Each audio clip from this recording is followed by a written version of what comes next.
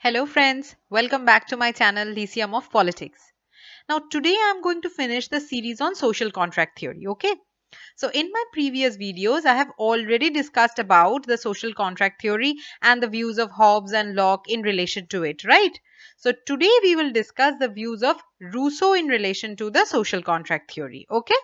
So without wasting any more time, let's start our journey today and let's discuss the ideas of Jean-Jacques Rousseau on the social contract theory. Now, Rousseau was born in a poor family in Geneva, his French ancestors having migrated there as a religious refugee in the 16th century. And he had to struggle a lot during his childhood. His mother died at a very early age. His father left him to an uncle of his, and at the age of 16, he left Geneva and he was roaming in different places like a vagabond. In 1744, he went to Paris and tried his hands in various schemes like poetry, opera, music, etc. But he did not gain much success there. However, in 1749, the Academy of Dijon announced the best prize for an essay: Has the progress of sciences and arts contributed to corrupt or purify morality? This was written by Rousseau, and in his Confessions, he described later that this incident immediately made him another man and changed his universe because he won the first prize there. Rousseau, now talking about his notable works, we can look into the books like La Noble Heloise, the Emile, the Confessions, Dialogues and Reveries of the Solitary Walker, Social Contract, of course, and discourses on political economy. Okay. Rousseau was highly influenced by the works of Hobbes, Locke, and Montesquieu. He was influenced by the concept of state of nature written by Hobbes, and also Locke's concept of natural right, sovereignty of the community, the theory of consent, and the constitutionalism of Montesquieu. But apart from that, several other philosophers also inspired Rousseau in his writings. Okay.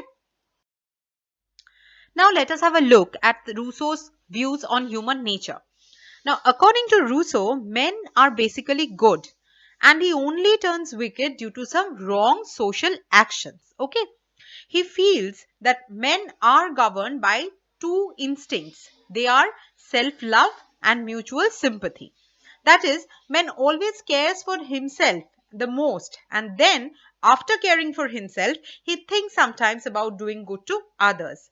Rousseau also points out that sometimes these two instincts, that is, self love and mutual sympathy, come into conflict with each other or clash with each other. And this clash gives rise to another instinct called conscience, which resolves the conflict between the first two instincts. Okay?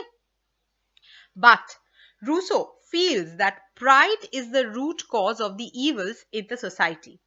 If we can get rid of pride and stop comparison with other persons, he feels we can renounce a lot of imaginary desires and can get back to our original self and inherit our soul. Or in other words, we can say we can return to nature. He mentions, the idea of noble savage. I hope you know, where man enjoys a natural existence until civilization makes him corrupt. Okay? Now, my dear friends, let us see Rousseau's view on the state of nature. Now, Rousseau expressed his views regarding the state of nature, but Rousseau's conception of the state of nature is not as gloomy as painted by Hobbes, I hope you remember, and not as optimistic as painted by Locke. In case you have not remembered or you don't know about the concept of state of nature painted by Hobbes and Locke, please kindly go and visit the two videos that are made by me so that you can get an idea about it. Okay. So Rousseau says that in the state of nature, men lived happily and peacefully and that all men were equal there. There existed joint ownership of property and people led a simple life. There was no conception of private property and men were enjoying a joint ownership of property there, as I have said just now. So men were leading a solitary, happy, free and independent life, but there existed no law and morality at the initial phases of the state of nature. Okay. So, as the initial phase was going like that, now Rousseau points out that the social instincts of man ultimately compelled him to lead a group life. So he denounced the solitary life and now he started to lead a group life by giving up this old solitary life. Okay. With that, the social institutions also started to develop. Gradually, the instinct of self love, which I was talking about previously, I hope you remember, now it turned into pride. Okay. And with that emerged the concept of private property. So, with that ended the healthy and happy life of the individuals, and problems of slavery, misery started to germinate in the state of nature. So basically, we can say like this, my friends, that Rousseau discusses about two phases of the state of nature, the pre-property and the post-property state of nature. The former, that is the pre-property state, is marked by happiness, and the later was a wretched state of nature. Okay. So, my friends, now let's have a look at Rousseau's views on the social contract, which is very interesting. Let me tell you this. So, like Hobbes and Locke, Rousseau also assumes that the people entered into a contract to get rid of the inconveniences of the state of nature, which we were discussing just in the last slide. Okay. But Rousseau's contract was quite different from that of Hobbes and Locke. What Rousseau did was, Rousseau basically merges the individual completely in the state and creates a political society basing on the consent of the members. Okay. So his contract is basically a double-sided one. That is, his individual as a part of the sovereign is bound to other individuals in the society, and as a part of the state he is bound to the sovereign. Okay.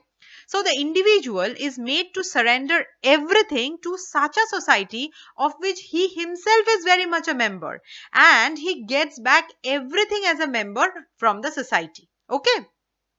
So the individual surrender all his rights not to any individual but to a body of which he himself is a part. So the contract leads to material and moral transformation of the individual. This moral transformation, which man acquires only in a civil state, as Rousseau points out, makes him the master of himself, because Rousseau feels that obedience to a law which we prescribe to ourselves is the real liberty that we can achieve. Okay. So now, my friends, let me introduce you to the concept of general will. The concept of general will has to be discussed in connection to the social contract theory for sure, because it is the most original and revolutionary concept of Rousseau. Okay. Now, by introducing this concept, he actually alters the mechanistic concept of state as an instrument with an state as an organ. The organic view of state was portrayed by Rousseau. Now, in the state of nature, Rousseau's men were trying to form an association, right? What kind of association? Which will protect with whole common force the person and goods of each.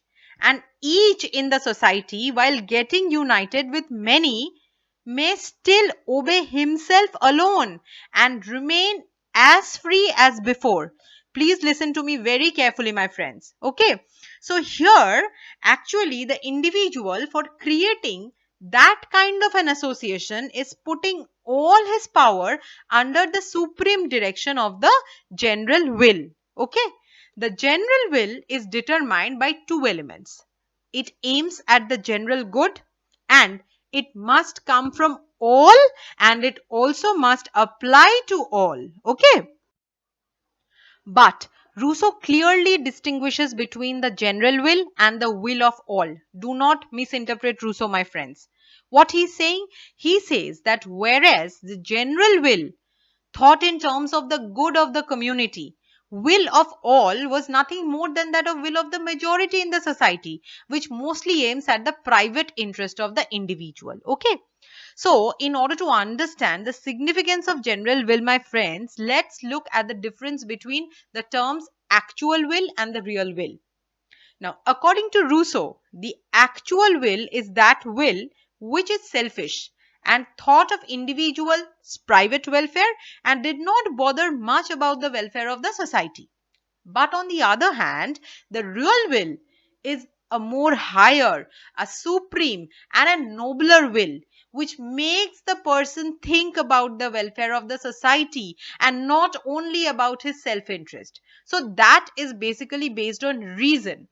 So the general will is basically the total of the real wills of the individual, and that is undoubtedly based on the far-sightedness and reasoning of the individuals in the society. So let us now concentrate on the few attributes of the general will. See, the general will was unrepresentable. Therefore, we can say Rousseau believed in direct democracy. Okay. It is indivisible. Like human personality, general will also cannot be divided. It is supreme and shall be obeyed by all. If anybody refuse to obey it, Rousseau says he must be compelled to do so, as that will can only lead to real freedom of the individual in the society. So he must be forced to become free in the society. Fine. And then the general will is inalienable, and it always aims for the good of individuals, and therefore it is always correct. Fine. I hope you could understand the concept of general will. So, this was the social contract theory of Rousseau in short and simple terms, my friends. If you like my video, please press the like button and do subscribe my channel. Very soon, I will come back to you with many more new and interesting videos. Till then, as usual, never stop learning and keep on exploring. Bye bye and take very good care of your health. See you soon.